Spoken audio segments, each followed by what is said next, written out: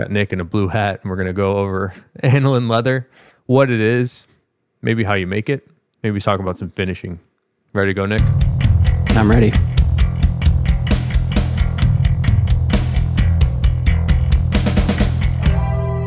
Start us off with this, Nick. Let's go with a definition of aniline. What is aniline? What does that mean? And what is aniline leather? So aniline refers to, in the leather world at least, it refers to the surface color or the surface finish or the surface dyeing of leather. And it exists sort of on a spectrum that goes on one end from like fully aniline to then semi-aniline to then pigmented or painted at the other end of the spectrum. And fully aniline or aniline just means no, well, it should mean no pigments, no solids of any kind. So you've got the piece of leather and you're only staining it. So you're just changing the color without sort of masking anything that's on the surface. And then that goes, you can start to add a little bit of pigment and solids in, and that goes all the way to the other end of the side where you're just like, there's no stains and you're just painting something and you're completely covering up whatever's underneath. I think a place that might be relatable that people may have experienced in their real lives, and I'll just give my fun anecdote, is I needed to stain or put some sort of coverage on my wooden deck in my backyard to protect it from the elements. Kind of actually very similar concept to leather finishing. And when you go to the paint store, shout out to Mr. Williams at, I think his first name Sherwin.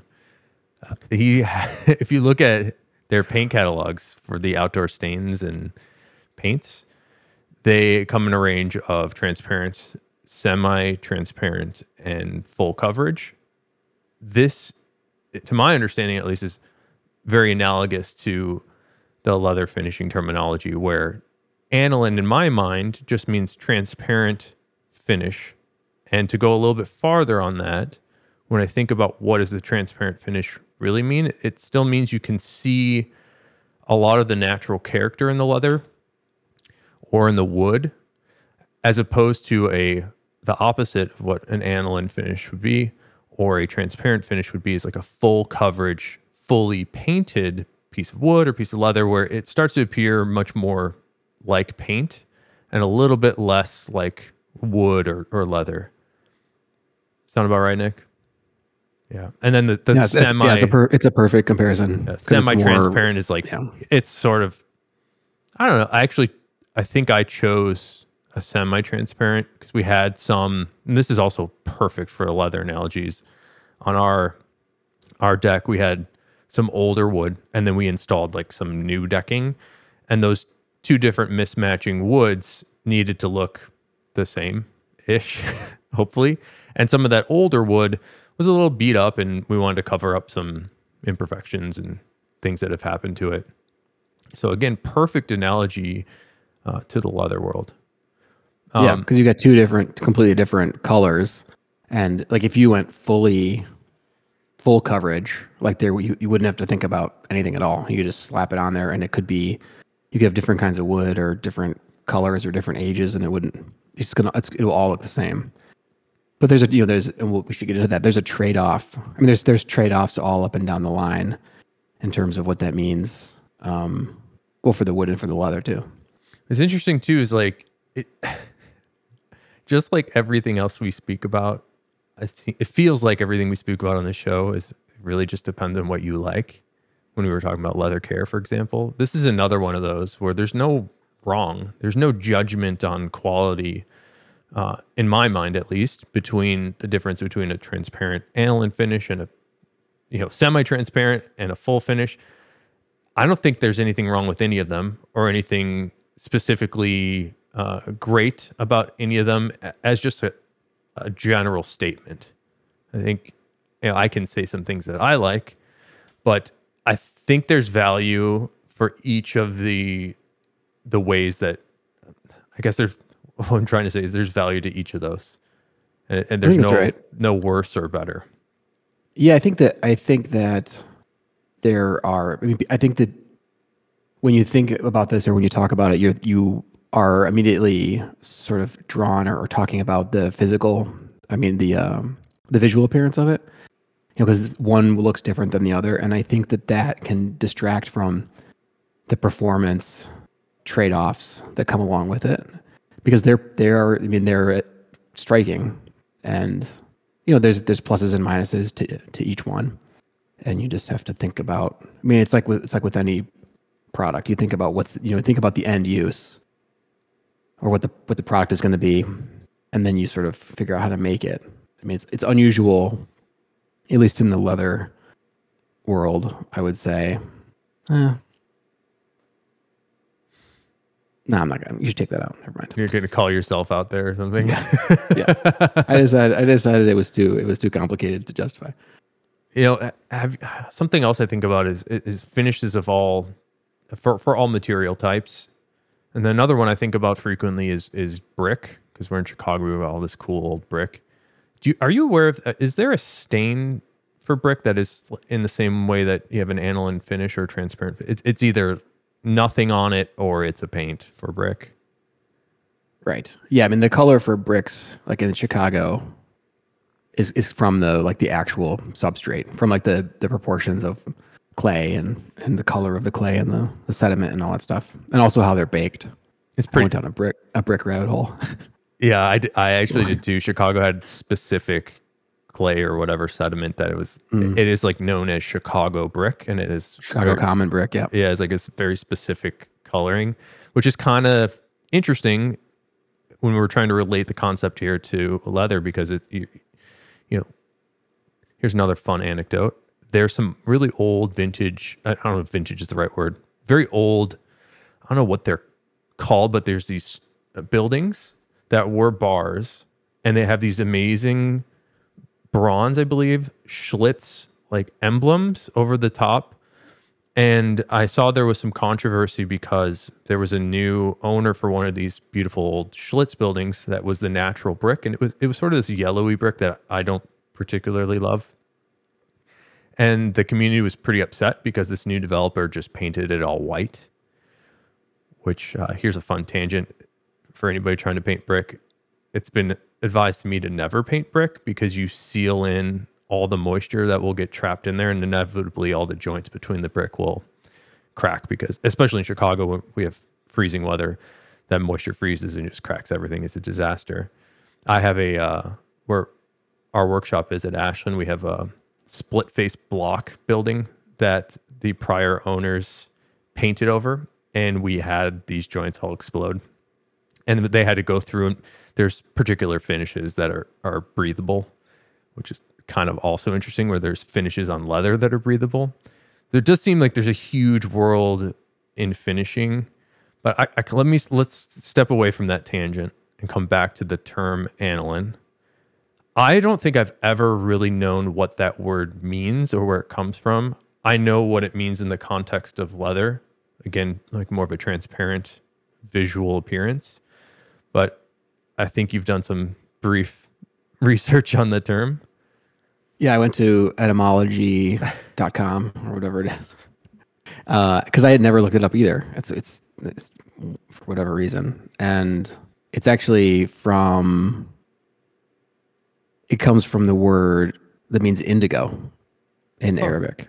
Yeah, so aniline itself is a colorless liquid, to make things more confusing, which I guess colorless makes sense, even though that the base of the word is from indigo shrub in Portuguese, according to Wikipedia. But it's used in the colorless aniline liquid is used in different like industrial processes, according to Wikipedia again, polyurethane, dyes, and other industrial chemicals. So it's kind of wrapped up in itself. And there's, on this page, at least from what I can see, no mention of anything leather related. I wonder if it's another one of those borrowed marketing terms, maybe. Maybe, yeah. Or the particular dye type. I know that there's such a thing as an acid dye. Maybe there's a particular thing as an aniline dye, in the same way where it's using some component there that is from the. I'm not sure.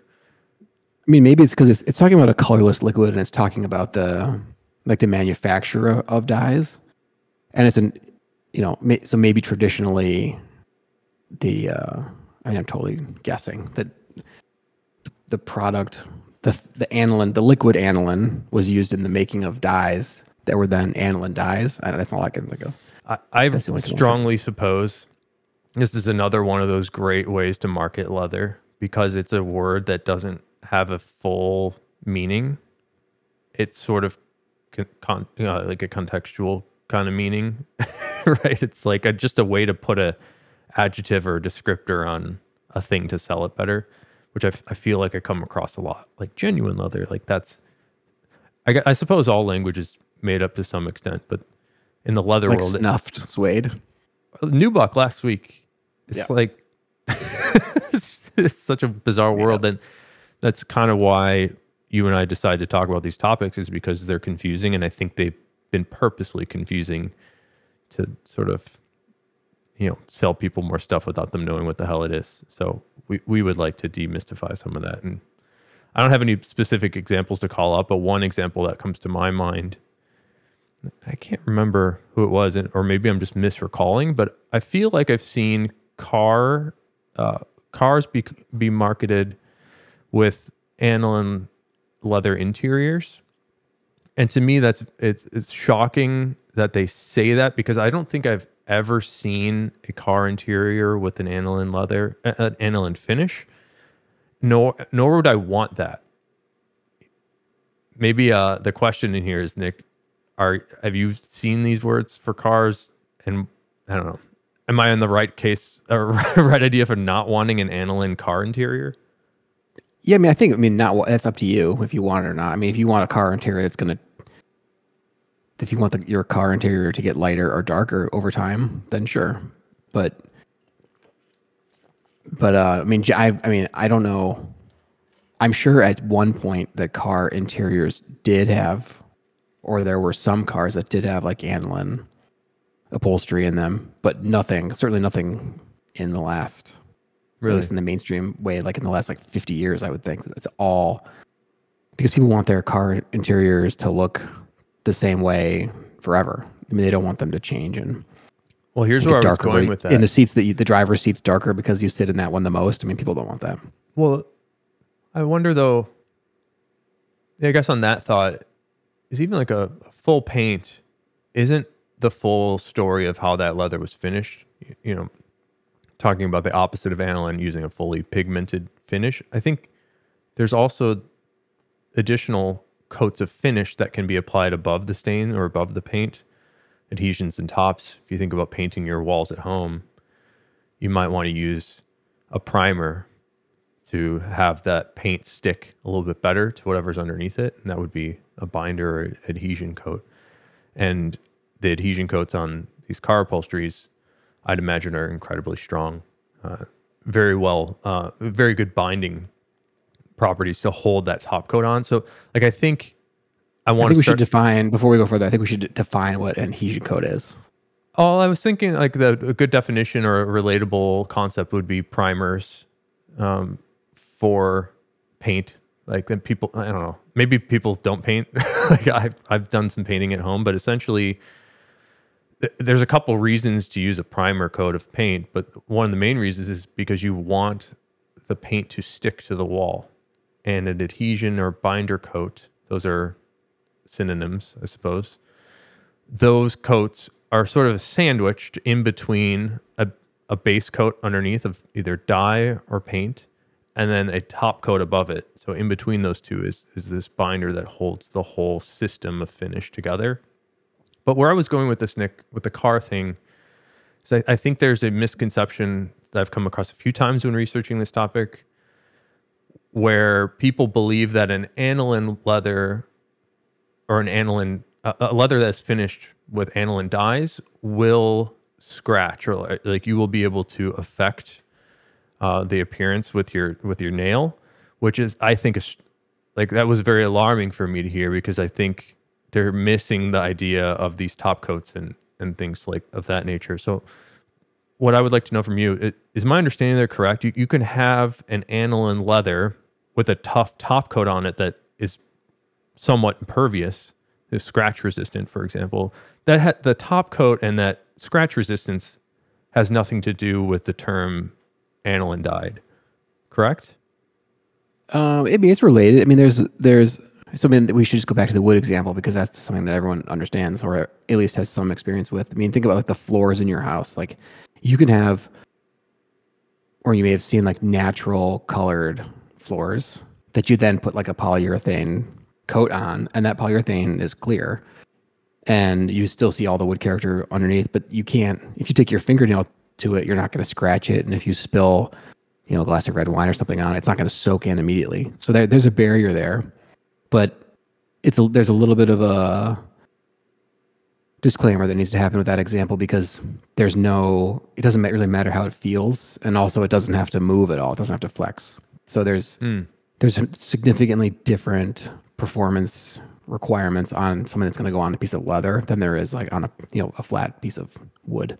But I think the example is good. But you could.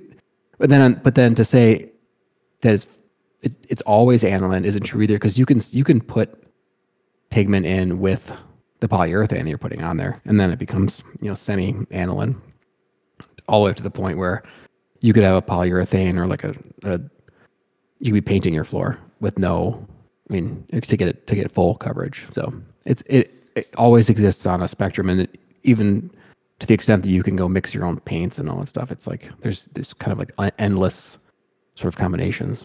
I'm going to propose the spectrum of finishing, and aniline isn't even the start of it. I think a lot of people believe that aniline is like the most naked, but in fact, I would use the word naked or crust leather, which is a term people have probably come across. That is sort of the farthest down on least finished and most transparent of the spectrum. The second one would be an aniline stain. The third would be semi-aniline, and then the fourth would be a full paint, full pigment. So in my mind, there are 4 categories in that spectrum. So maybe we break down each of these in that order and explain what they are and why you might want it, why you might not. Because again, like there's no right or wrong, no better, best, worst in these 4. So Nick, start us off with naked or crust. Right. Yeah. So everything starts off that way. So the 3 terms that they're going to come after this, everything has to start off as crust, and that just means in the leather world, it just means leather that's been tanned and retanned and dried, and nothing has been done to the surface. So, for the sake of the conversation, nothing has been done to the surface. No color, nothing has been done. So it's sort of at that point, it is the leather that it is. It's the base leather, but it has not been adjusted or the color hasn't been changed or the feel hasn't really been imparted or texture. Like nothing has been done. So it's kind of like a blank canvas at that point. Let me be careful here, just because when you say this, I want people to also know that you can have a crust leather that is a color that is different than natural. Like you can have a green crust, you can have a blue crust, you can have a crust that is with no dyes in it. So the color itself can be mill dyed. So I guess I'll back that up a tiny bit too, is the way that you impart these colors at the crust stage would be in a drum with, well, I suppose you could do it with a waterless system these days. I don't even know how they put dyes in like some of the modern tech. But the traditional way would be to make a solution like you would dye an Easter egg or something, and you would have some penetrating dyes that go through the fiber structure of the skin. So, and then drying that, you end up with a crust that could be a wide range of colors. So I just wanted to be careful with that because I think people imagine veg tan, for example, as only one color, which is a great color. It's the most common one, is sort of the color of my skin, or like the color of a light maple wood or something like that. But you can also make veg tan leather that's bright green. Maybe not bright green, but green. Yeah, I mean, there's the color.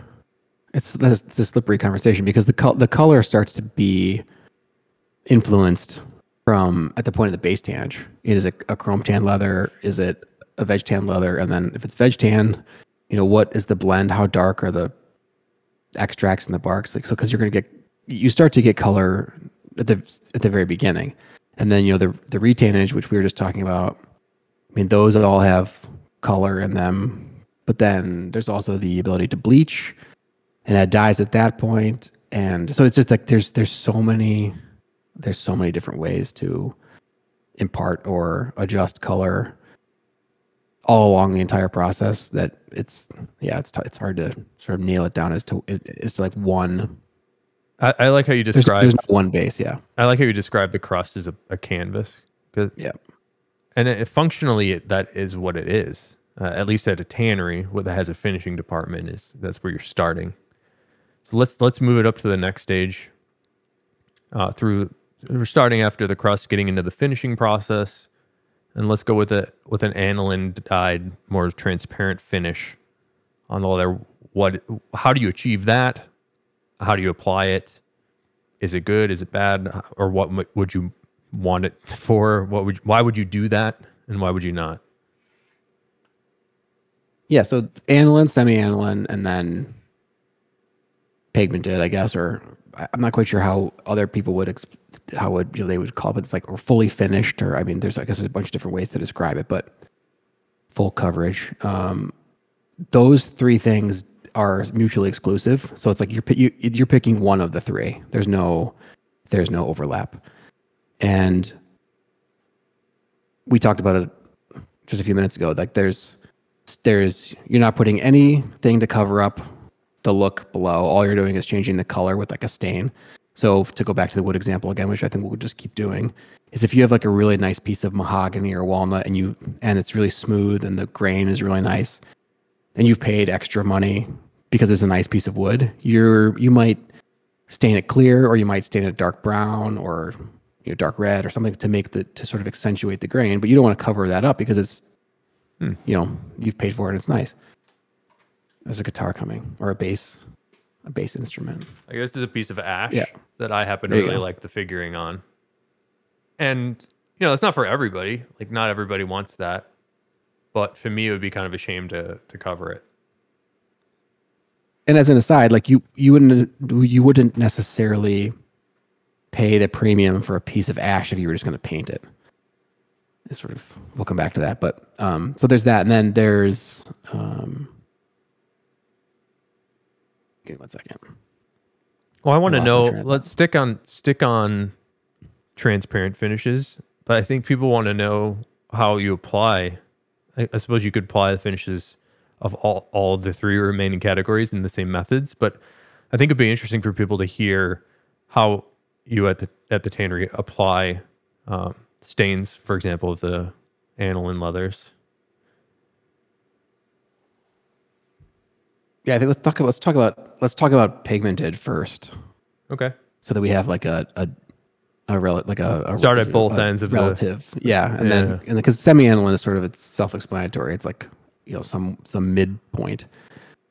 So there's aniline, which is clear, and then there's pigmented or fully finished or full coverage, or however you want to say it, which is the opposite. So you're painting whatever piece of crust that you have, or your leather at a various stage in the process, and that is the most forgiving in terms of whatever is going on naturally in the material, because you're covering everything up. So if you think about, to use the wood example again, like if you have a piece of like super knotty pine that had like a hole in it, and then you like epoxied the hole to make it one flat surface again, or even if it's a piece of plywood that you sand smooth and then you paint. Like if you were to paint that and put that next to the piece of ash, you would be hard pressed to tell the difference. But other than the density and the cost, so it's not. They both have their place in the market for sure. Not everything in the world is a piece of nice walnut or ash, and so in order to use it and to make it into a product, you have to figure out what you need to do to it. Which is sort of like the name of the game with tanning in general, is what do we have to do to make this product as consistent as possible across as many feet as possible? And that philosophy changes depending on what kind of tannery you are and how big you are and how much you're making. But we tend to be on the side of the aniline stuff because we're smaller and we're buying higher quality materials relative to what's out there in the world. So we really want to accentuate what's going on with the leather, but that provides its own challenges. So other than the obvious, which is like you get to paint something and you don't have to care about what you're painting because whatever is underneath is covered, versus if you're finishing it clear and whatever is there, you're going to see in terms of, differences in grain or healed scratches or brands or whatever. So there's those two things to contend with. But even beyond that, there are a lot of sort of nuances. You think about fully covering something versus not covering something, it's the feel changes, because if you're just staining something and you're not completely sealing it up, you can still feel whatever is underneath it. Like, and again, to go back to the wood example, like you can stain something and change the color, but it still feels rough or smooth, or however you've left the surface before you've stained it. Where if you paint it, you're kind of you're creating a barrier. So you might still feel something, but you're still, and it depends on how much paint and what kind of paint, and so you're covering up a lot of that. So the feel component changes, and then the same thing that's affecting the feel and creating that barrier can also, or does also, change how the product ages. So is it going to change over time, or is it not going to change over time? Is it going to get lighter or darker? And a lot of that has to do with the base tannage in the case of leather. What kind of tree barks are in it? Are there tree barks in it? Is it UV resistant or not? And is it going to be like a wallet, like a quarter-inch wallet from you guys? Like that's a fully aniline piece of leather, and if it's natural and there's no barrier there, and you're touching it a lot, the oils from your hands are going to darken it. So there's a lot sort of that's at play there in terms of what's going to change the way the leather looks. And then it starts to get a little bit more, or I guess not more, it starts to get, the differences start to get a little bit less obvious, I would say, after that point. When I painted my walls or my deck, I had a couple different applicators. And this is where I want to go with it, is I think people don't know what a tannery looks like, right? Or a finish department for leather looks like. But painting a wall or painting a piece of wood, I usually use a brush or a roller. I know that pros will use like a compressed air sprayer. And in my experience at Horween, these are some of the same methods that you use, but they're done much different than something that looks like a paintbrush. However, the paint roller is kind of similar, but instead of having that dense, I don't even know what the material is, like kind of wool looking roller, it's bristles from like boar hair that brush stains or paints onto the surface of leather. But I think, would I be wrong in saying or assuming that the most common application method is spraying stain or paint on? Just in general in the world, in terms of everything, or in terms of leather, or in terms of leather, what we do. All leather, every tannery. Good question. I think that there's a pretty large amount of leather that's roll coated at this point, which is like sort of like brushing, but instead of brushing, it's like with a steel roller. So you're putting a lot more material super evenly. Yeah. I mean, it's almost like you're sort of like enrobing the leather, but like putting a very controlled amount on the surface.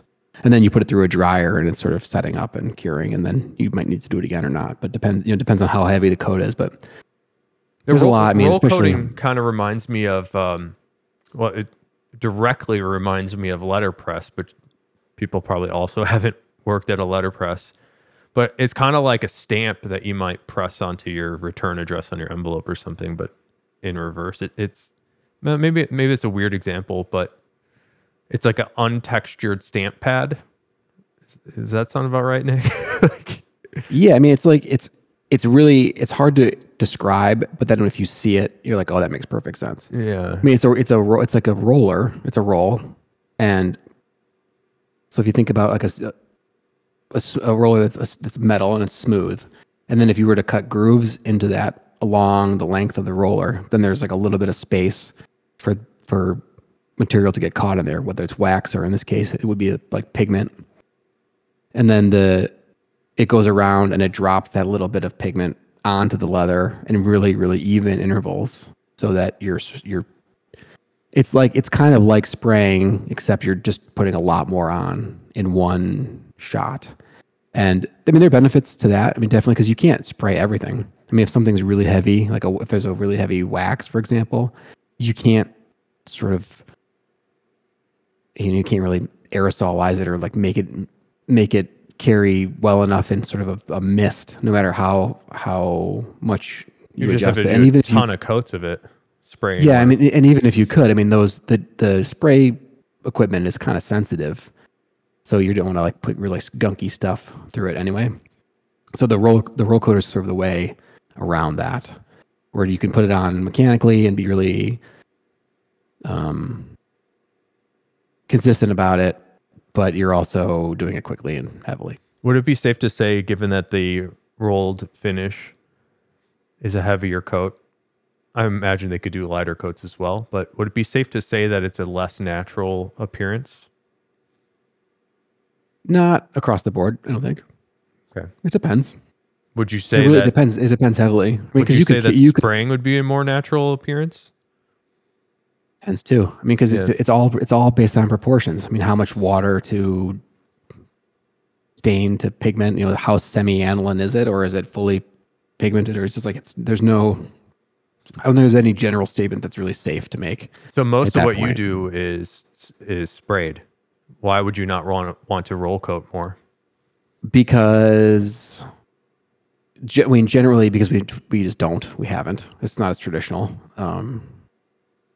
We do roll some stuff on, but just not as much maybe as other places would. But the idea, our sort of philosophy with finishing is that we're building color in thin coats and like a bunch of thin coats, and that has a couple advantages and plenty of disadvantages. But I mean, you can fine tune color adjustments that way by putting fewer coats on. You have more chances to like sort of fine tune, you know, whatever color you're trying to match. You can make changes and adjustments, and also you end up with a more transparent looking product. So for us, we are doing mostly aniline stuff. Is that what I was just asking? Yeah. So like a roll coat, you couldn't get that sort of transparent look. Is that what you're saying? No, I think that you could. I mean, because you can, like, we roll wax onto leather, which has no dye in it at all. So I mean, that's not. What you're saying. It's not an all or nothing thing. Yeah, right. I mean, given apples to apples, you would say a spray application is a more natural appearing finish delivery method. I think probably just by nature of the process and the world it is, but it wouldn't have to be that way. It's a complicated. I'm making the answer too complicated, but yeah. I mean, because like when we, yeah, I'm not going to go down the road. All right, fine. Don't do it. Yeah. So we build we build a color in like a bunch of thin layers, which is like the same thing again you would do on a piece of wood. You'd have to build the color slowly, and then that gives you a more consistent stained finished product, because you're not like trying to put a huge heavy coat on there, which doesn't want to soak in all at the same speed at the same time. So that's why we do that. But I mean, that has the effect of taking more time and more labor and being more expensive, and the brush finishing method is interesting too. I don't know how common that is. I would imagine it used to be pretty common, but maybe not so much anymore. I saw you shaking your head. I stole that answer from you. But my understanding is the reason that you or a finishing department may choose to use a brush delivery method. Is delivery method? I don't know what I'm using. Yeah, that's fine. Application the delivery system. Yeah. The reason you might want to use the brush finish, in my experience, is it tends to have more ability to deliver penetrating stains. So, for example, if you are wearing a pair of shoes and you're worried about scuffing them up and having too much contrast between the surface color and the color underneath, these penetrating stains, in the same way that drum dyeing penetrate those fibers a bit, you get a little bit more depth of that color. It sort of sinks in a bit. Do I have that supposition correct about brush finishing? Yeah, I think that's more. I mean, maybe. I think that's more of an effect of what you're actually putting on, because you can put on when you're putting on the dye, or when we put on the dye. I'll just use us as an example. We're we heat the leather and we heat the dye, which helps keep everything open and accepting and mobile, and that helps drive things to where you want it to go. And then you can also add different components that further help, drive the dye where you want it to go, or penetrate it, or and so that's. I'm not so much sure. I mean, I'm sure that spraying or roll coating or brushing on has some effect on that, but I think that's more of an effect of the material that's going on. Sure, if I had to, that makes sense. Guess. Well, why brush then? Because it's sort of it's like a in between the two. I mean, you're putting more on than you would if you were spraying, but less on than you were if you were rolling.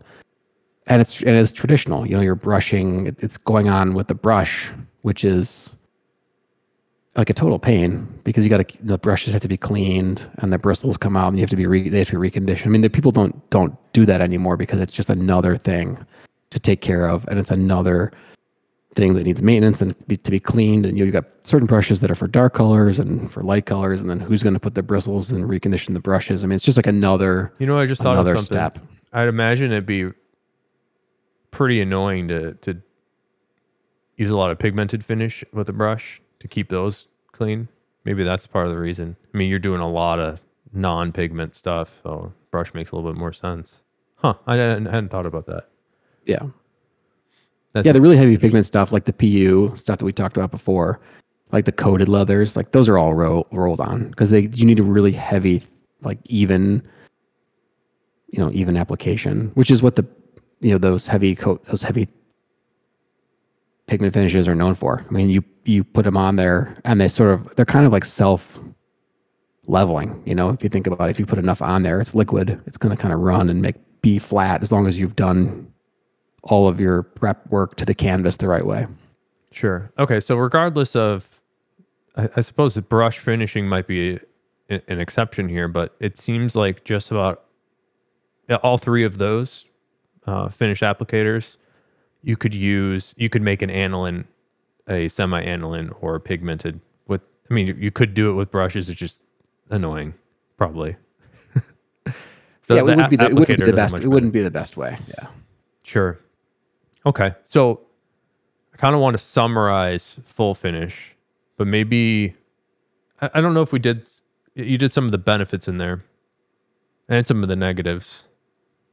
What do you think the big, main reason that two questions here. Sorry, I'm thinking as I'm speaking. It's terrible. The two questions are, when it comes to a full finish pigmented leather, what would the advantage to the tannery be for doing that? And what would the advantage to the end consumer be? The main reason, headline, this is why you want this. It's the same every time. I mean, it should be. I mean, it becomes a commodity at that point. I mean, you think about white athletic shoe leather. I mean, there are a ton of different places that make the same product, and as long as it's white and it's the right thickness and it's the right temper or softness, it can kind of doesn't matter who makes it at that point. So it becomes a cost-driven operation. So you're just looking at who makes the product that we can use for the cheapest is kind of what happens. So that's it becomes a kind of an uninteresting product, but also a product that has huge applications and is hugely important in the marketplace. So were you talking a tannery perspective here or end consumer perspective? Both, I guess. I mean, I was thinking more. I guess I was thinking of from the I'm looking for positives though. Standpoint of a footwear manufacturer. Yeah, I mean, they can buy it and it's inexpensive, and they can buy a lot of it and it's all the same. So I mean, that's a benefit. It doesn't, depending on who makes it and how it's made, it's not going to change over time.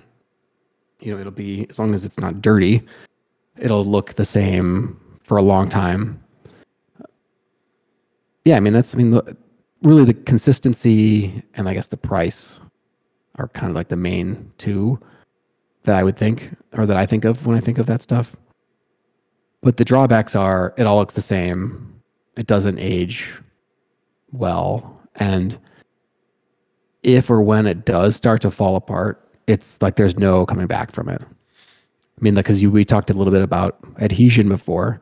So one of the most important things when you're putting on like a really heavy paint or pigment finish on leather is you have to make sure that whatever you've done to the leather or put on leather before you put that paint on has to create like a really strong bond between the two. And there are a bunch of reasons why that bond can fail. But when it starts to fail, like the leather starts to, or the pigment starts to flake off of the leather, just like a the outside of a weathered house where the paint starts to come off. It's the same thing. Sure. Yeah, you're literally laminating a new skin on top of the skin. Yeah. So this is an interesting. I forget who asked me. Somebody asked me about different breaks, and I think they may have listened to the show and heard us talk about a finish break or like a sugary break, and that's kind of what this is. And I'll try to describe it a little bit. So when you're applying your full pigmented heavy finish that is non-transparent, or even a transparent finish for that matter, you can create that new lamination layer on top of the grain. And then as a footwear wearer or in a shoe, that leather flexes. And Nick was alluding to this earlier when you were talking about flooring that doesn't need to flex. Well, the leather needs to be able to move. And sometimes you see this bit of, it can be fine bits of break. Usually it is when it comes to finish break, but the separation of that new finish layer from the layers below creates what we call as a finish break, which to me is like really gross looking. I suppose I don't like, if I've had a perfect world, I'd never have a crease, I guess. Maybe. A crease in the finish or the leather? Or both? I guess in both, but like sometimes you want creasing if you want a pebbled look. So I guess that's a caveat. But if I'm wearing a shoe, it would be nice if it like stayed that brand new look, I suppose. For where my toe's flexing. But anyway, somebody brought this up in the context of talking about shell cordovan, and they said, "Hey, I've got this cordovan from Horween, and I've got some cordovan from other places, and I noticed that the Horween stuff doesn't have they showed me a picture of the valley of that break. And they're like, what's going on here? And I said, that kind of looks like a finish break. And you can in our stuff or in the other stuff. They said, well, the Horween doesn't have this. And I said, well, Brand I think, X. well, I was like, I think that's either like a top coat, a paint, something else, or it could even be or like an a area wax. with no shell. Yeah. Or yeah. I mean, I've seen a finish break with wax, like you can polish in the wax and have that sort of delaminate too.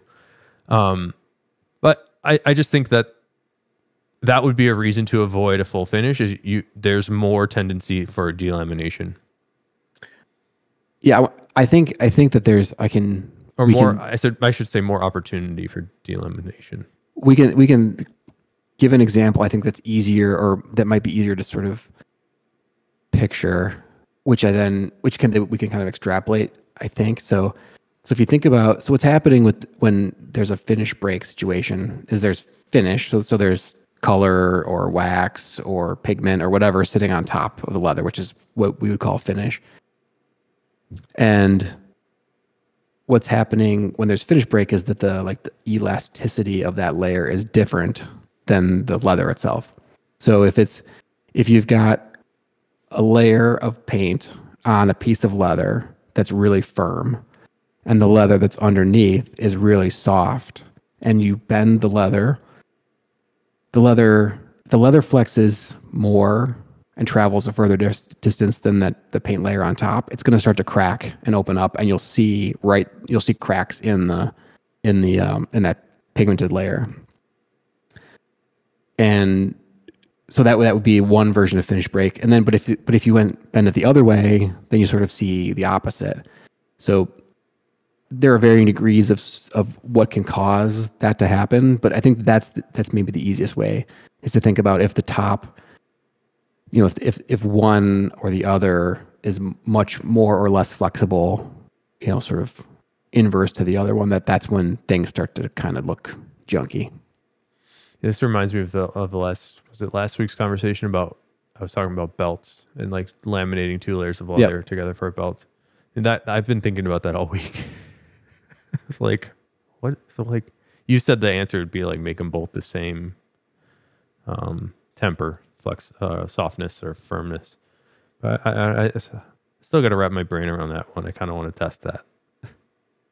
Yeah, I think it makes sense though. Like if you want them, ideally, like I suppose, like I actually had it backwards. I think hearing you describe it now is like you want that outside layer to be more flexible than the inside because it has to move farther, right?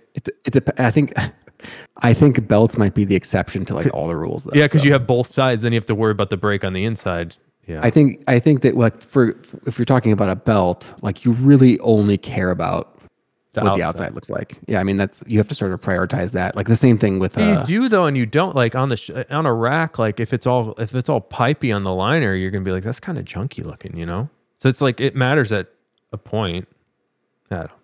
It's such a I take such issue. I talked about that last time. It's like if you are wearing a belt and like you care about, or your belt is bent like in such a angle that your belt lining looks like that, like you are. How are you wearing that belt? You've been in a terrible accident and you don't care what your belt looks like. All right, thank you for lightening the mood there for me. Yeah. Would it be safe to say that all those positives and negatives about a full finish leather, is it the exact opposite for a naked or an aniline finish? I mean, all the reasons that you might choose one are the exact opposite, the other direction? It depends how you look at it. Like maybe you want it to be natural. I mean, if you want it to be natural, then and you want to actually see what you're looking at and like use like you're buying leather, you're buying a natural material. So if you want it to look like that, then an aniline finish is the end of that spectrum that's going to give you the most of that. And you also will get a leather, you know, it all just depends on what you're putting on it, but a leather that will most likely feel more like leather. It's not going to feel like a painted piece of. Well, it could be would've. Yeah. Yeah. Right. It almost doesn't matter that it's leather at a certain point.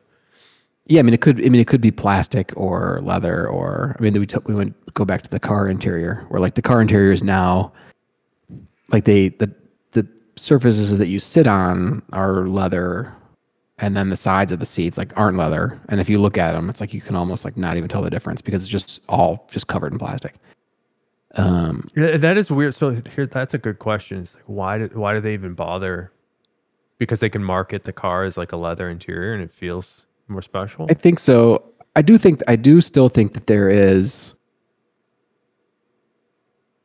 on a long enough timeline, that the leather substrate is still stronger, will hold up longer. But do you think the guy buying the whatever Mercedes with leather interior is driving that car for 20 years to the point where the leather's actually gonna break, or even non-leather? It's like it's kind of like we were talking about last week. And by the way, I need to apologize to the audience because I think I was a little bit too lackadaisical with my thoughts about leather uppers not being worn through. By the way, whoever sent me the photo of their shoes that had been worn through, thank you for that. And I had done some more viewing of my own. For people that do like legitimate work, unlike myself, it seems like it's a topic. You have to have a tough leather. But, you know, with the car stuff, like these guys are going to drive that car for 2 or 3 years and then get a new one. The people that care enough to buy the premium interior. Yeah, I don't know about that. There are car companies which will go unnamed who there's no leather anymore. So, but those car companies haven't been around as long. Well, actually, that's not true. The one car company You're talking that I'm about thinking Tesla. of, yeah, hasn't been around. You know, and Apple, we've talked about before, Apple did the same thing. I mean, there's no leather anywhere in there, anything anymore. So, the car interior one is, I think, unique though, because you really need performance. I mean, you need UV resistance. It's going to get a lot of wear. It's the same as a couch, right? Like that's a special circumstance where like those naked or like aniline dyed leather couches from Restoration Hardware or whatever sure look damn cool. Like that looks awesome. But if you're going to make it super resilient and never change, it's like, why would you even bother? I don't know. That's where my brain's at. It just seems like a waste. There was, my dad had one of the, I don't know if I can't remember if it was just the catalog or if he had an actual like piece of like a swatch of a Restoration Hardware leather. And it looked like, I was so offended as a tanner because it looked like a piece of leather that I've tried to avoid making my entire life, and they were selling it, and they were calling it was called destroyed leather. Oh, we talked about this, your least favorite leather in the past episode. It looked like that. What was that called? I don't remember. Yeah. But it's like they're like, if someone customer ripped. came in, it's like purposely like marketing genius. If someone came, they're like, this leather, it looks terrible, and the person would just be like, well, it's destroyed. It just looks so bad. But I guess, I mean, yeah, I guess there's something for everybody. But well, so speaking of which, I'm going to talk about the other side of my mouth because I love shell cordovan. It's one of my favorite leathers. You can make a finish on shell cordovan called work shoe butts, which is a full finish horse butt, which kind of is like me talking about full painting like a beautiful piece of walnut or something behind me. It's kind of the same idea. It's semi-aniline though. It's still semi-aniline. I say this, and then I look at the shoes, those old vintage ones, and I'm like, that's pretty sweet. Or like vintage chrome excel, that's a full pigment. It's awesome. And here's the weird part in my brain, Nick, is I imagine that a full finish leather is a little bit more of like a modern vibe. In my brain, I'm probably incorrect in that, but like something a little bit flatter, more consistent, a little bit more futuristic, I suppose. It's like very clean. And then I look at this old work shoe butts and that full finish chrome excel, and it looks really vintage to me. It's really interesting, right? Like I imagine a full finish to be more modern, but it appears more vintage when it's worn. I kind of like it. So like, I don't want people to think that I'm here. I won't speak for you, Nick, but saying like, oh, full finish is the worst. I don't like it all the time, but I've certainly seen some beautiful stuff out of full finished leather. It's definitely not full. I mean, I know what you're talking about, and it's not full finish. And maybe for people that are familiar with the Horween line of stuff, the easiest example to find would be black, because the only way you can get black is you have to use some pigment because it's black. If we didn't use any pigment or you didn't use any solids, you being the general you, when you try to make black, you would just be able to get charcoal. You would never really be able to get like a true black. And that doesn't have the feeling, I mean, partially because the color of feeling like it's just like totally painted on.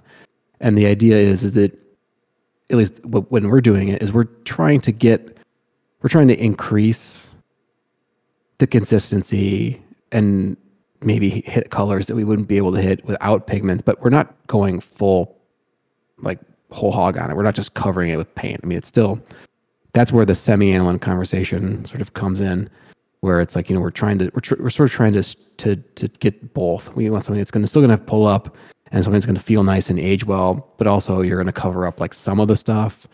So it's a total spectrum, and you can change how much or how little you're adding, and then it's pretty striking effect on how it looks and how it feels. I think it is a look though, and I think there's some value to the look of a fully finished thing. But I would say also, in addition to that, I tend to gravitate more towards naked and aniline dyed stuff. I even like the raw cordovan, not unglazed stuff. For me, the reason to like that stuff is, to what you were saying earlier, is it changes and it really accepts everything you put at it. And that to me is like part of the magic in using leather for material, is just something that's going to reflect your lifestyle back at you. 5 years down the road, you're like, man, you and I, we've been some places together, So So I think I'll say that's the one more. magic of it. Yeah, I'll say one more thing, and I'll stop being a shill for my own products. But if you look at, again, black Chrome Excel versus like natural Chrome Excel, you've got like, that's a good. If you just like go and Google it, you can sort of see how it starts and how it ages. So natural Chrome Excel being a fully aniline product with no dye. So that's like, naked, but with a top coat, basically with a clear coat on it, versus black Chrome Excel, which would be a semi-aniline finished leather, same leather, but with with the pigment added to it. And then you can see where it starts and then where it ends up, and sort of make up your own mind which one you like better. You know what's interesting Or maybe about you that? don't like either. Right? Yeah. I mean, people don't have to like leather at all. I've been wearing some black Chrome Excel boots this week, including today. I've noticed my toes are starting to get scuffed up, and it got me thinking about why I bought these black boots in the first place. I think I might have seen a photo from George Vlogos, some Oak Street trench boots, very old black Chrome Excel that were heavily worn. And again, it kind of reminds me of this worn in denim where you get that depth, sort of faded look. And the thing that sold me on the black Chrome Excel was how it finished up after being scratched. So I liked it. It's sort of the T-Core vibe, right? Where you have that contrast of the lighter natural crust underneath with some of the black pigment paint on top too. And then the unevenness of all of it. And then filling that over, or filling in the scratches and then covering it over like a natural polish and like having it really glassy. Like that's a really good look. And I love it. I like that look a lot. Yeah. And it got me thinking about, drum dyed black Chrome Excel versus this natural. And I think actually, if I could do it again, I wouldn't even pick drum dyed, even though I think a lot of people would perceive that to be more premium look or a premium product. Like a mill dyed black is, got some marketing cachet to it. I don't know. I kind of would not want that. I'd rather have that contrast, especially because my boots have like they're the Grant Stone diesel boots with like this natural colored welt and then leather outsole. So it has this beautiful like concept to it where it's like, we're going to play off black and natural together. It's a black and tan, right? And everything about it is black and tan. I think it's a vibe that I really like and I wouldn't change. But I think for casual, it makes perfect sense. I think that where the mill dyed, where the non-contrasting base starts to make sense is as you start to go towards like the dressier end of things. Because if you have, a really fine pair of calfskin shoes or some leather shoes, and you don't want to scuff it and then have the side of your shoe be a different color than the rest of your shoe, or at least I don't think you do. If you're in like a suit, it might not translate as well then as it if you're wearing like that denim jacket that you've got on, where it's like it's all sort of doing that and aging, and that's sort of what it's supposed to do. I don't know. When it comes to calf or dress shoes, I don't know if you want to generalize here, but do you have an assumption or an understanding of what types of finishes those calf usually are? That's just like everything else is all over the board. Yeah. It could be aniline and semi-aniline. And I mean, there's one of the biggest challenges with the calfskin raw material that we've experienced, which I think we've talked about before, is just how variable it is, and how the nice ones that you can do like the full aniline finish, like that's the stuff that everybody wants, and that's the stuff that you're after. But that might only be 15% of the raw material. So what do you do with the other 85% that you're paying for? I mean, you have to do you can't just, you're not going to, we're recyclers basically, or reusers. So we're going to figure out when I say we, I mean like the tanning industry. Like, what do you have to do to make that usable? And in some cases that might be pigmented, but that's kind of a less, at least in my mind, a less desirable, sort of less marketable product in that, on that base. But I mean, that's what keeps us from doing the calfskin stuff, is we want to do the nice stuff, but the not nice stuff, like, it really is, or I shouldn't say not nice stuff. The way you have to finish the raw material that has more cosmetic challenges, to be diplomatic, is just that's not the reason that you do calfskin. In my observation about ultra high-end dress shoes, and I do not have a full picture or understanding of this, but what I see a lot is it looks like the shoemaker has done a lot of work to finish over whatever the leather was that they got from the tannery. And I'd imagine a shoemaker in that world might actually want crust so they can have that blank canvas and sort of mold it into like their perfect blast of shine at your your face. And like maybe you just want that toe to be really bright. So that's what I was asking about calf is like, I feel like a fully finished piece with bright top coats, mirror plated and super shiny. I think that's what I assume most dress calf would be like. But again, like I don't have a full picture of that. It's all over. I mean, it's all, I mean, think about like a traditional pair of like tuxedo, like slippers. I mean, that's patent. That's like the other end of the spectrum. So it just depends on. That's a really great example. Who and for what and what year it is and what's in style but I think generally you're right. I think it's like a more natural, more neutral, sort of more traditional leather is one that's not fully finished, isn't fully pigmented. It might be semi-aniline probably in most cases, and it might have a grain embossed into it or not. I mean, it's just so there's so many different options and so many years of product that are out there. Those boutique guys, though, they want the room to be able to make like a color fade in their final product. So like I'd imagine they'd want, a little bit of a more simple canvas that's more accepting of dyes and stuff. Yeah. I mean, it depends. I talked about how there are several fully finished, pigmented, painted leathers that I like.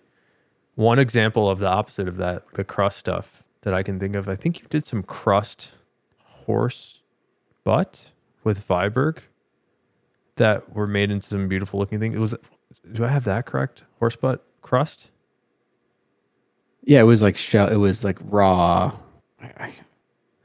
The way to define this is not great. It's like partially processed or mostly processed shell cordovan is the best way to describe it. It's not. So it's not crust. I mean, technically it's crust, but cordovan is kind of, you could sort of, cordovan, or the way we do cordovan is sort of like the exception to like every definition for a while, because it's technically it's crust for a long time, and we're still doing stuff to it even as it's just crust. We're drying it, we're oiling it, and we're doing you're an oddball. I guess I was thinking of those as like a mega gnarly looking pair of shoes or boots, because they are crust and they're inconsistent by design. Do you do any other, or can you tell me about some past projects that you've done using crust leathers that had a result you liked? Yeah, I mean, so we've done, some in the same vein. There are some of the like smaller shoemakers, or not even smaller. Some shoemakers will take the unglazed natural shell cordovan, which is still kind of crust at that point, even though we've done a bunch more to it. We've just gotten it ready to accept color, and we haven't put color on it.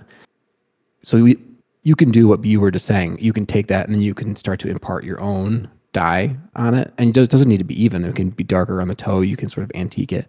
And then once you've done that, then you can put your own, or they can put their own kind of like top coat on it, which could either be, wiped on as a wax or sprayed on, depending on who's making it. And then you end up with a product that's it's very handmade and very unique. So I've seen some executions that way that I think are really, it's pretty special. And then there's been belts, and there's been some natural Essex crust used in various different ways out there in the world. 316, past guest. I was going to ask you to shout people out. Yeah, they did. 316 I think they just made one couch out of natural Essex. Whoa. Which I think they might sit on when they do some of their stuff. I sort of only halfway paying attention. Mm-hmm. I should be full way paying attention. But if you Google, or if you look up Stephen Kenn, Kenn for 316. It's like I think a pretty awesome looking naturalistics couch, which is totally only a product that someone knows exactly what they're buying to get. Because if you tried to sell that at Crate and Barrel, like you'd have like 98% returns because people would just be getting product that would be changing. Like just put it in the sun and that gets darker. I mean, the other thing is, like, I imagine that's a leather for a purpose that you do not want to satisfy because your skins aren't whole hides, so you're doing sides, and those pattern pieces for couches are massive. Yep. Yeah. I have a couch that I bought from a large company, and I took the cushion off, and on the back of the cushion, there's like there is a brand on the back of one of the cushions that has been like, I forget the name of the industry term. It's like stuccoed. They Bondo it, and then you can sand it after that, and then you can finish over top of that, and it like blends it in a lot. But I mean, they did that, but then they were smart and they cut it into the back of the cushion that you never see, and yeah. So it's How did it make you feel? So that's the kind of shenanigans you feel when you got a couch with a brand in it. Well, I think I was much more understanding than maybe somebody else would have been. You were like, oh yeah, cool. Yeah. I'm like, yeah, I was like, that cutter knows what they're doing. Put it in the right spot. It was like right above, it's like a couch, like the back cushion of the couch. And then the leather like wraps around the top. And then below that, there's like a section of fabric, which is maybe because they don't have to use leather back there. So it's cheaper, but also because I think there's fabric in that spot. So the cushions don't slide around as much. But the brand was like right above that, like, that fabric transition. It's kind of wild that the leather tannery supplying them would even buy brands, but it's got to be a price thing. Otherwise, you just buy native. Yeah. Yeah. Nobody. That we do that. That's not a normal. It'd be pretty expensive to buy just no brands for consumer couch mass market. Yeah. Yeah. And we buy as few brands as possible, as few brands as you can in the market, and we still get brands. I mean, so you can never get away from them completely. Let me ask you this: if you do a full finish, could you cover up brands? Depending. Let me ask that in a different way, because I think the answer would be yes. But would the result be something that a person would find passable as like a leather something?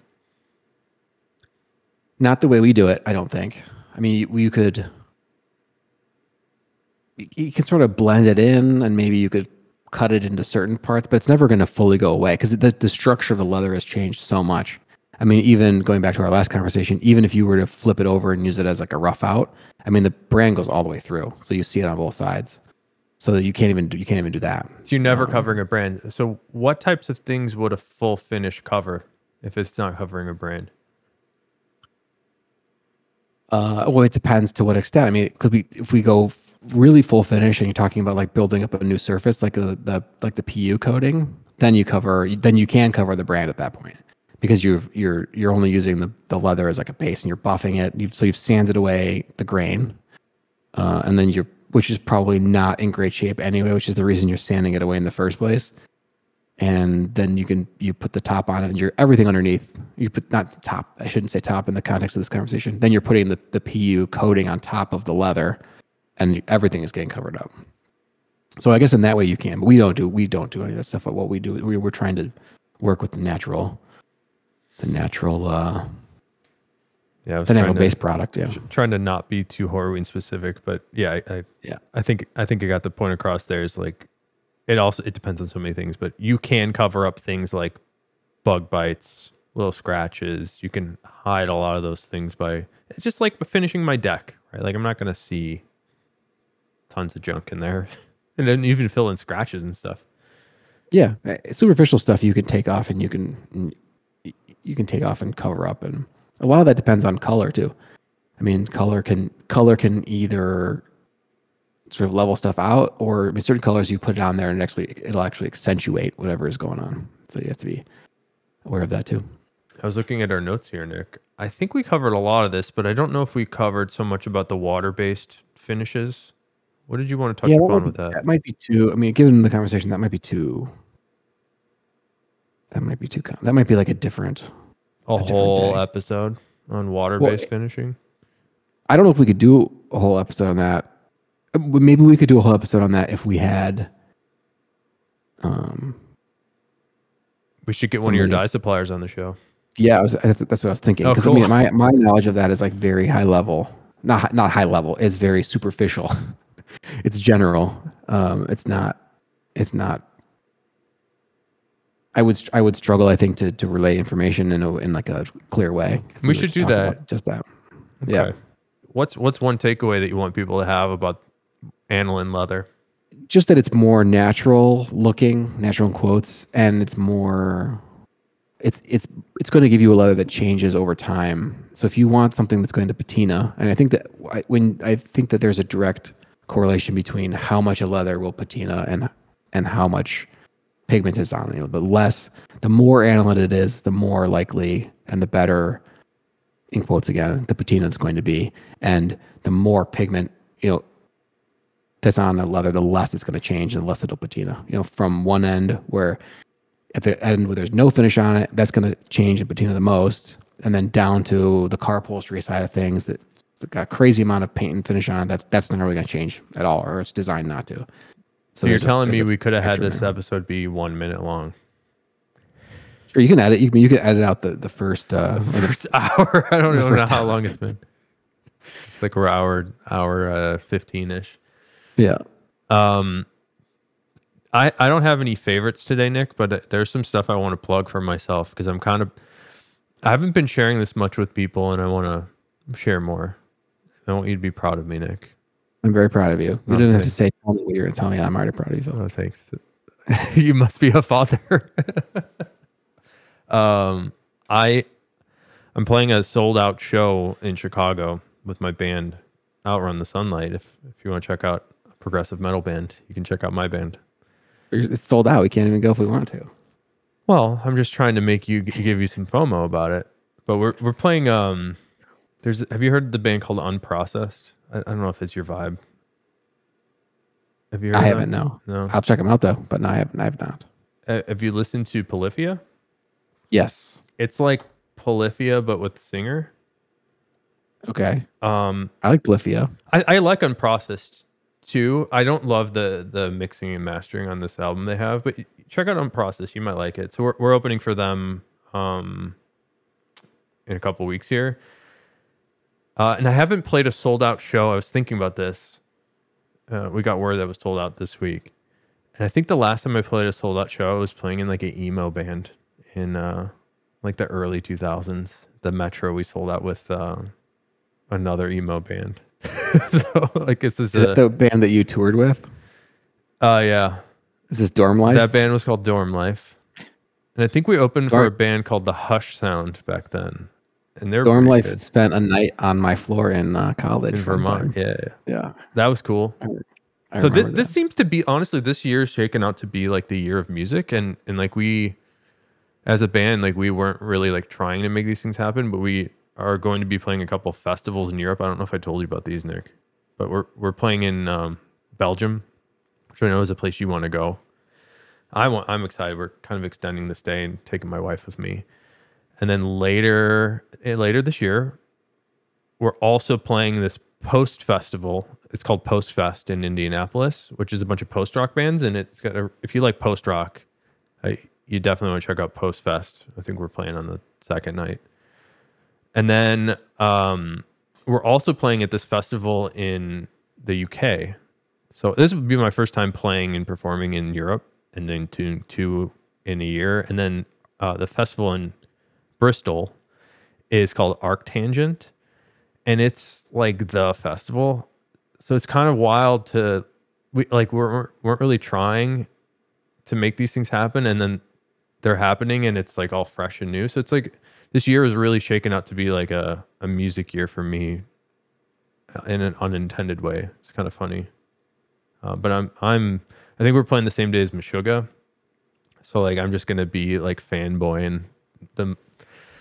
If people have seen Meshuggah play live, you know exactly what I'm talking about. But it's the most extreme experience I've ever had, and it was like it was like watching a horror movie, but like you're there, and it was like non-threatening at the same time. It's a very like bizarre sense that you get from being in their presence, and like the light show is like amazing, and the music is brutal. I'm really excited to see Meshuggah live. That's I guess where I'm going with this whole thing. So maybe that's my favorite, Meshuggah. Do they do a lot of like there's production value to the show? They're not just up there like playing. There's lights and lasers and well, the big gimmick, and it's not even a gimmick, it's like an incredible skill. If you go on YouTube and search Meshuggah light show performance, it's not programmed. There's a guy playing this like insane lighting rig controller, and everything that's happening, he's pressing the button, and you can watch him do it. It's mind-blowing because it's the craziest light show I've ever seen, and the guy's actually, it's like another instrument. So in fairness, the band is pretty not entertaining to watch, except for the singer is remarkably terrifying. The band kind of just does their like in sync headbanging thing, which is ominous and threatening, but they don't really move around and do stuff.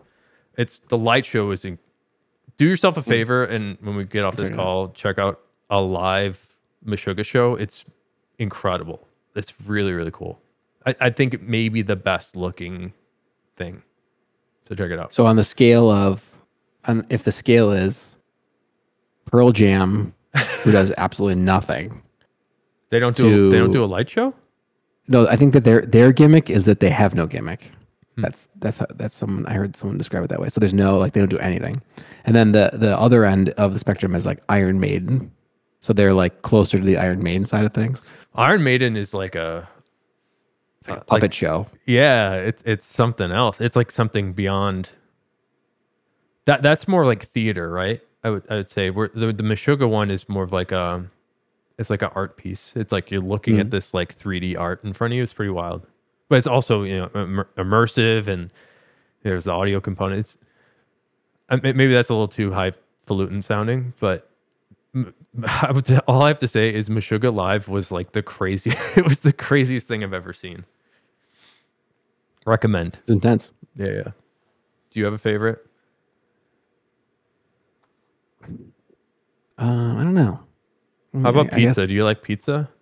I do like pizza. I do want to say I in the episode today, I was like pretty heavily leaning on like the experience that I have at our place, which I hope didn't make me sound like I just was like pushing our product the whole time. But it's just because that was like sort of the only way I knew how to talk about it. But anyway, disclaimer, I guess there. I don't know. Sometimes I feel that way about these episodes. We put them out, and it's like, okay, like we have a perspective that is our experience, but I think people are curious of that too. Like, also, I think we're the best leather podcast around because there are no other leather podcasts. So like we would know more about other people if like they want to talk about it. Maybe we should go ask them, right? Yeah, I've been thinking about that a lot. I don't know what it is about or maybe it's just my experience in the industry is that people are not super forthcoming about sort of their processes and like what they do. And I guess we kind of are more transparent maybe that's not smart of us, but I don't know. Like I'll tell people on the show right now, like there are certain things that I will not talk about because I know that there's trade secrets. So like we're not spilling all the beans here, but giving like the relevant information for sure. Yeah. So my favorite for you is Us. Yeah, favorites. I mean, do I like pizza? I was just talking to you about pizza the other day. That's why I said that. I was trying to give you a softball. There's a place called Professor. Yeah, thank you. The mortadella pizza from Professor Pizza, which I've only ever ordered it one time, so I don't know if it's a consistent favorite, but it was pretty. Recommend based on that one time. You gotta take me, dude. Yeah. Did you say it had pistachios on it? Yeah. I think you did a weird subconscious trick on me because I must have went to Trader Joe's like the day after. I've been trying to not eat too many sweets, but they had this like chocolate, I don't know, candy thing with pistachios on it. I was like, oh, I gotta get Like I had to get them because of the pistachios. They're okay. They're all right. But take me to get pistachio pizza, man. Let's do it. Maybe next podcast we'll do it from Professor Pizza. Maybe Professor Pizza will sit down with us. Oh, sponsor. I wonder what his PhD is actually in. Do you think they do that? They give PhDs in pizza? Actually, I kind of want to touch on that too. Like, I'd be curious to hear from the audience if they are interested in the non-leather topics, because you brought up Professor Pizza as a joke. Like a year ago, I would have been like, yeah, we should try to make that happen. It seems like people are more engaged with our extreme deep nerdery about specific things like we did today and last week. So I'd be curious to hear if people want us to mix it up every now and then, because the original goal for the podcast was to certainly talk about leather, and the numbers Nick and I talked about was like 90% of the time wanted to be like hard leather chat, and then 10% of the time is other people making things, doing cool stuff. So we are planning to move away from that, but I'd be curious to hear what the audience here thinks. So leave us a comment there. Or I guess you can email us, fullgrainpodcast@gmail.com. Honestly, I've been pretty bad at responding to people. I'm so sorry. I've responded to some people last night. I would say the best thing to do is leave a comment on the YouTube videos. I tend to see those eventually. So it'd be cool to hear what you guys think. You can also send an email through, because we should get it from as many different places so that we don't respond to 5 messages.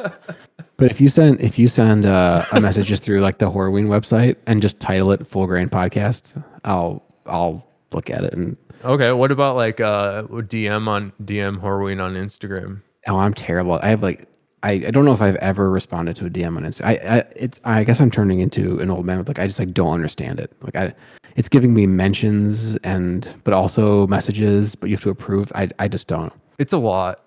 I feel that I have the podcast, I have Ashland Leather, I have my band, and then I have all the like social media and channels for them. I don't really, I guess at Ashland I have a team of people doing stuff, but it's pretty hard to manage one email inbox, let alone 3 plus DMs plus comments.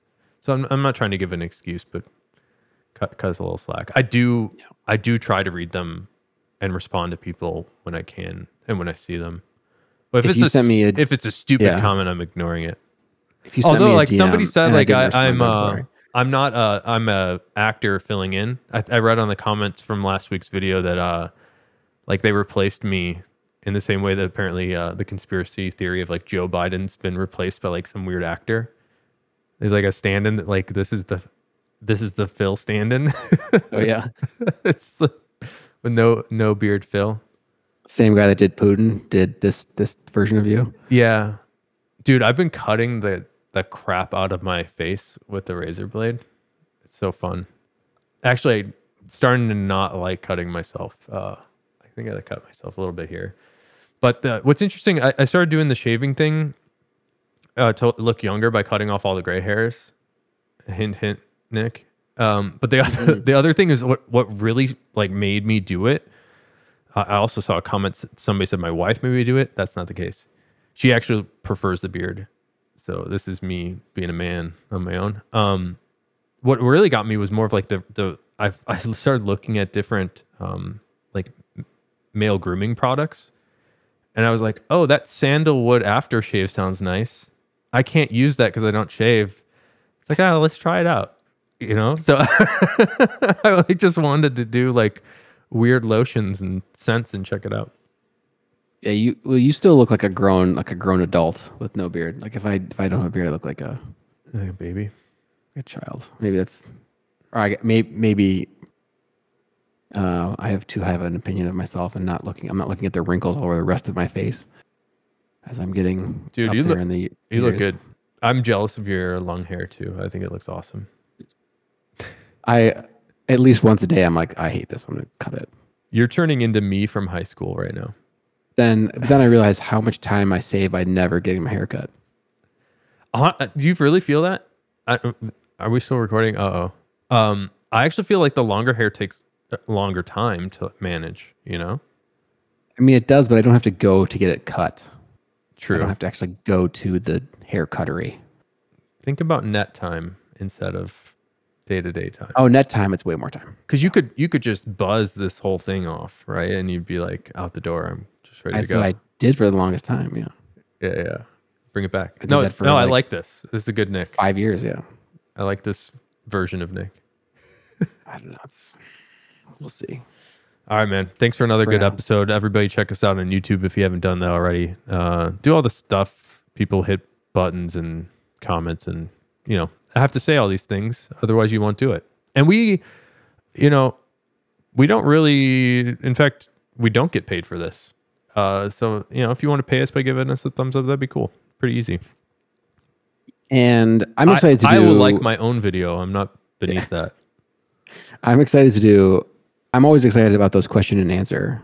And we did that one live stream. So if people have questions, it's always fun to see those. Maybe we'll do that next. We might not get to them right away. And also, if people have I think I'd like to start getting some guests too.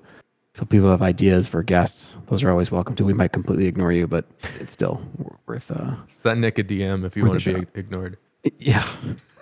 I'll apologize in advance if you send me a DM. I'm not gonna. If I reply to it, it'll be the exception to the standard practice. All right, guys. Thanks for checking out the episode. See you again next time.